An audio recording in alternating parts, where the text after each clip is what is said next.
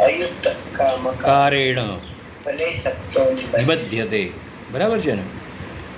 એટલે કહ્યું કે જે પ્રમાણે યોગીજનો ફળનો ત્યાગ કરીને તમે કરો. હા, યોગિનઃ કર્મ કુર્વંતી સંગમ ત્યક્ત્વા આત્મશુદ્ધે. યોગી લોકો, યોગી સજ્જનો, સાધકો પોતાની ઉપાસના એટલા માટે કરી રહ્યા છે કે તેમને પોતાની આત્મશુદ્ધિ કરવી છે. બરાબર. અને અહીંયા યુક્ત કર્મ ફલમ ત્યક્ત્વા શાંતિમાશ્નોતિ નૈષ્ઠિકીમ. યુક્ત અયુક્ત કામકારેણ ફલે સક્તો નિબધ્યતે. અહીંયા નિષ્કામ કર્મયોગની અને કર્મફળવાળા જે છે એની વાત કરે છે. બરાબર. એકને નૈષ્ઠિકી શાંતિ પ્રાપ્ત કરવી છે. કોને? યુક્ત જે છે તેને. અયુક્ત છે. બરાબર. અને એક યુક્ત છે. આસક્તિ રહિત સહિત જે કામ કરે છે તેને બંધન મળે છે. અને પેલા આસક્તિ રહિત છે, આસક્તિ જેને બિલકુલ નથી, એને પરમેશ્વરનું સાનિધ્ય મળે છે, અથવા સિદ્ધિ મળે છે, અથવા તો આત્મશુદ્ધિ થાય છે. આગળના શ્લોક પ્રમાણે સંગમ ત્યક્ત્વા આત્મશુદ્ધે. એટલે આત્મશુદ્ધિ કરવાને માટે તે યોગ્ય બને છે. હા, કર્મફલમ. અહીંયા એમ કહ્યું અયુક્ત કામકારણ ફલે સક્તો નિબધ્યતે. ફક્ત ફળની આશા રાખે તો એ નિબધ્ય બંધન પામે છે. નૈષ્ઠિકી ના, નૈષ્ઠિકીમ શબ્દ પૂરો જ છે. નૈષ્ઠિકીમ છે. એટલે દરેક વસ્તુમાં આપણે ક્યારેક ક્યારેક નિષ્ઠા રાખવી, શ્રદ્ધા રાખવી. એટલે આપણા શાસ્ત્રોમાં નિષ્ઠા રાખવી જોઈએ, આપણા ધર્મગ્રંથોમાં નિષ્ઠા રાખવી જોઈએ, ભગવદ્ ગીતામાં શ્રદ્ધા અને નિષ્ઠા બંને રાખવી જોઈએ. અને એટલા માટે તો ત્યાં ભગવાનને પ્રાર્થના કરે છે ને, ભવાની શંકરૌ વંદે શ્રદ્ધા અને વિશ્વાસ રૂપિણૌ યાભ્યામ વિના ન પશ્યંતિ સિદ્ધા સ્વાંતસ્તમીશ્વરમ. સિદ્ધ અને મહાપુરુષો પણ જો શ્રદ્ધા અને વિશ્વાસ ન રાખે તો એને જ્ઞાન પ્રાપ્ત થતું નથી. એ આ શ્લોકની અંદર સિદ્ધ થાય છે. બરાબર. એટલે કહે છે કે એવા લોકો હોય નૈષ્ઠિકીમ શાંતિમ પ્રાપ્નોતી, નૈષ્ઠિક શાંતિને પ્રાપ્ત કરે છે. પણ જે યુક્ત છે, સકામી લોકો છે, તે કામ કાર્ય નિબધ્યતે. ફક્ત આશા રાખીને કામ કરવાવાળા તે બંધન પામે છે. તમને પ્રશ્ન થાય બંધન કરવાનું તો શું નિષ્કામ રહેવું જોઈએ આપણે દરેક કાર્યની અંદર? ના, દરેક કાર્યમાં નિષ્કામ રહેવાની જરૂર નથી. કેમ કે યજ્ઞની અંદર બતાવેલા બધા જ કાર્યો કામના છે, કામયુક્ત છે. નિષ્કામ યજ્ઞ નથી. યજ્ઞની અંદર હંમેશા વસ્તુ પ્રાપ્ત કરવાને માટે યજ્ઞ કરવામાં આવે છે. અને વેદમાં એની માન્યતા છે. જીવન સંચાલન કરવા માટે, ગૃહસ્થીજનો સજ્જનો માટે એ કાર્ય સિદ્ધ કરવાના દેવતાઓ પાસેથી વસ્તુ માગવામાં આવે જ છે. અને માગી અને જીવન ચલાવવા માટે એટલે જ આટલા આગળના શ્લોકોમાં એવું ને ભાઈ, ઘણા શ્લોકોમાં એવું બતાવવામાં આવે છે કે ભાઈ મને આ વિદ્યા પ્રાપ્ત થાય, જ્ઞાન પ્રાપ્ત થાય, દાન પ્રાપ્ત થાય, શરીરને નિરામયતા પ્રાપ્ત થાય. આ બધા જ વસ્તુઓ પરમેશ્વર એમ કહે છે કે વૈદિક નિયમ પ્રમાણે ચાલો, એના નિયમ પ્રમાણે એ તમને વસ્તુ મળે. પણ એ તમારા માટે બંધનયુક્ત એટલા માટે છે કે એ બધું સ્વર્ગ સુધી તમને મજા કરાવશે. અને પછી પાછા તમે ક્ષણે પુણ્ય મર્ત્ય લોકમ વિશંતિ, ક્ષણ્ય પુણ્ય થાય એટલે તરત જ પાછા પૃથ્વી પર તમારે આવવું જ પડે. એ બંધન છે. શું કહેવાય? એક પ્રકારનું મુક્ત હોવા છતાં પણ બંધન છે. એ સોનાનું પિંજરું છે. કયું પિંજરું છે? સોનાનું છે. પિંજરું છે ચોક્કસ, પણ સોનાનું છે. એટલે પોપટ જે છે આત્મા, એ સોનાના પિંજરાએ અત્યારે તો પુરાયેલો છે. આપણે બધા સેવા પુરાય, કારણ કે એ સોનાનું પિંજરું તોડવા માટે કોઈ તૈયાર છે નહીં. હા, એટલા માટે એ સંસારના ભોગ ભોગવવા માટે યજ્ઞોનો ઉપાસનાઓ કરી અને પ્રાપ્ત કરે છે. અને એને જીવન જીવવું જ જોઈએ એ પ્રમાણેનું. એમાં ખોટું પણ નથી. રાઈટ.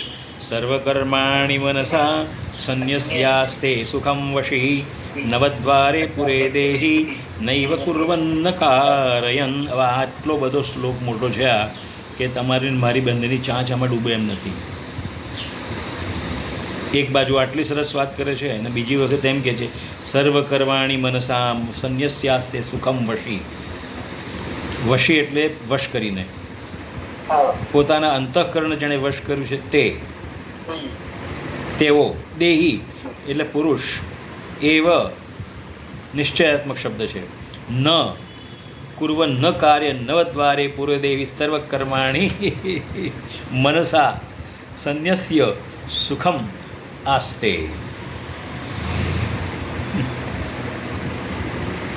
પેલું આગળ જે શ્લોક કયો એનો અર્થ આ છે કે જે સંન્યાસી છે, જો અત્યારે સંન્યાસની વાત ચાલી રહી છે, એટલે સંન્યાસના નિયમો કર્મ કેવા હોય છે એ પરમેશ્વર અહીંયા કરી રહ્યું છે. હા, હવે કર્મની વાત મૂક, પણ એમ કહે છે કે જો એ સંન્યાસી તો એવો પણ હોઈ શકે છે. કેવો? કે પોતાના દરેક ઇન્દ્રિયોને વશમાં કરે છે. હા, ન કુર્વન, છતાં કાંઈ પણ કાર્ય ન કરતો કરવા હોવા છતાં પણ નવદ્વારે, નવદ્વાર કયા છે? શરીરના 9 દ્વાર છે. હા, બધા જ 9 છે. એ 9 દ્વારા, એટલે તો આપણે ત્યાં 9ને પૂર્ણ ગણવામાં આવે છે. 9ના આંકડાને 9 ઇઝ એ પૂર્ણ, 0 નહીં. 0 તો કહીએ જ છે કે હા ભાઈ 0 લગાવો એટલે 10 થયા, 15 થયા, બરાબર છે. પણ 1 લગાવો તો 10 થાય, અને 9 લગાવી સીધા 90 થાય. પછી પાછો 1 લગાવો તો 100 થાય, પણ બીજા 9 લગાવો તો 900 થઈ જાય. એટલે આગળ વધે છે નવડો. એટલે નવરાત્રિ છે, નવદ્વાર છે. હા, બધા 9 સ્વરૂપ. હા, એટલે જે તમસની અંદરથી રાત્રિમાંથી આપણે ઇન્દ્રિયોને શુદ્ધ સાત્વિક તરફ વાળવા માટે નવરાત્રિના પ્રયોગ થાય છે કે ભાઈ દરેક ઇન્દ્રિયોને સત્વમાં લઈ જવી. બરાબર? એટલે અહીંયા કહે છે કે જે સંન્યાસી છે, નૈવ કિંચિત ન કાર્ય નવદ્વારે પૂરે સર્વકર્માણી, બધા જ કર્મનો એ મનથી ત્યાગ કરી નાખે છે. બરાબર? અને સુખમ આસ્તે, અને સુખપૂર્વક રહે છે. એટલે ઘણા લોકો જોયા છે ફક્ત સંન્યાસવાળા, જો આમાં સંન્યાસના પ્રકારો જે છે ને એની અંદર જે યોગી આત્મા ટાઈપના છે ને, લોકો ફક્ત હિમાલય અથવા બીજી કોઈ જગ્યાએ ફક્ત તપ જ કરતા હોય છે. બરાબર. ફક્ત આસ્તે. પછી તમે કહેશો તો પછી દુનિયાને શું ફાયદો એનાથી? પણ એ તો એના સંકલ્પોથી પણ સારું કરી શકે છે. નોટ નેસેસરી કે he should have to work with the body and નવદ્વાર. He have no any necessity. એને કેવી જરૂર જ નથી, પણ એ પોતે પોતાનો આમ સંકલ્પ કરે ને ત્યાં સારું થાય છે. એટલે ઘણી વખત કોઈ કહે છે ભાઈ આટલા મહાત્મા ઊંચા છે કે ત્યાં જાય તો વરસાદ આવી જાય છે, ત્યાં જાય તો એમનું ઘરની અંદર સારું સંપત્તિ મળે છે, એમના દર્શનથી આનંદ આવે છે, કેટલાકને લાભ થાય છે. આ બધા પ્રશ્નો કેટલી વખત ચર્ચાતા હોય છે. એવા યોગી તો મળવા મુશ્કેલ છે જોકે, પણ જો એવો યોગી હોય તે પોતે ત્યાં બેસીને પણ રાષ્ટ્રનું કલ્યાણ કરી શકે છે. He have no necessity to do any work. એ આ શ્લોકમાં બતાવે છે. એટલે સંન્યાસના જે કાર્યના વિભાગો છે એ અહીંયા આપણને પ્રત્યક્ષ થાય છે કે સંન્યાસી પણ જો આ રીતે મનસા, કેવલમ મનસા સંન્યસ્ય ત્યાગેન સુખમ આસ્તે, તે પણ કલ્યાણ કરી શકે છે. પોતાનું તો કરે જ છે, આત્માનું પોતાના પરમેશ્વર સાથેનું સાનિધ્ય તો એ જાળવે જ છે, પણ એ સિદ્ધિ અને જે મળી છે એ સિદ્ધિથી તે રાષ્ટ્રનું કલ્યાણ પણ કરી શકે છે. મનસા એટલે પોતાના મનથી. સંન્યસ્ય ત્યાગ કરીને, ઇન્દ્રિયોના ત્યાગ કરીને. કારણ કે એને એ વખતે કોઈ બીજી અપેક્ષાઓ રહેતી જ નથી.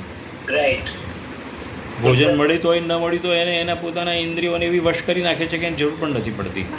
એટલે આપણે કેટલાક જૈન સાધુઓમાં કેવું જોઈએ છે, પણ 100 દિવસ, 25 દિવસ, 50 દિવસના ઉપવાસ કરે છે, ઉપવાસ અને રહી શકે છે. તો એની આગળનો જે કલ્પના કરો તમે, તો આગળના વર્ષોમાં કે વૈદિક યુગમાં કે આગળના યુગમાં જાઓ તો ફક્ત વાયુ અને એનાથી પણ એ લોકો રહી શકે છે. ફક્ત વાયુ અને પાણી. હા, જલ અને વાયુ. જલ પણ ના લે તો એ પોતે શીતલી કરીને જલ લઈ લે છે. શીતલી એટલે શું? તમે યોગ કરો છો કે નહીં? શીતલી શીખ્યા છો? હા, તો તમારે જે યોગ કરવા શીખવા જેને કહેજો મને, તો શીતલી શીખવાડ. શીતલી એટલે શું? શીતલી એટલે આ બે જીભ છે ને, એમ ખેંચો એટલે ઓટોમેટિકલી હવા અંદર જાય છે અને જળ સ્વરૂપ થાય છે. એ કરાવે છે, પણ વાસ્તવમાં જીભ વાળવાની છે અને એમાંથી હવા ખેંચવાની છે.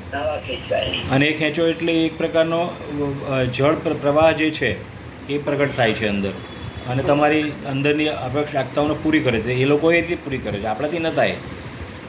પણ આપણે પ્રયત્ન કરતાં કરતાં એટલી સિદ્ધિ પ્રાપ્ત કરી પણ શકાય છે. પ્રયત્ન અને કાર્યાની સિદ્ધિયંતી નતું મનોરથી. મનોરથ કરવાથી કોઈ સિદ્ધ પ્રાપ્ત થતા નથી. પ્રેક્ટિસ મેક્સ અ મેન પરફેક્ટ. પરફેક્ટ. તો તમારે કરવું પડે. એટલે આવા પણ સંન્યાસી હોય છે તેમ અહીંયા વાત કરી. અચ્છા. એને હઠયોગ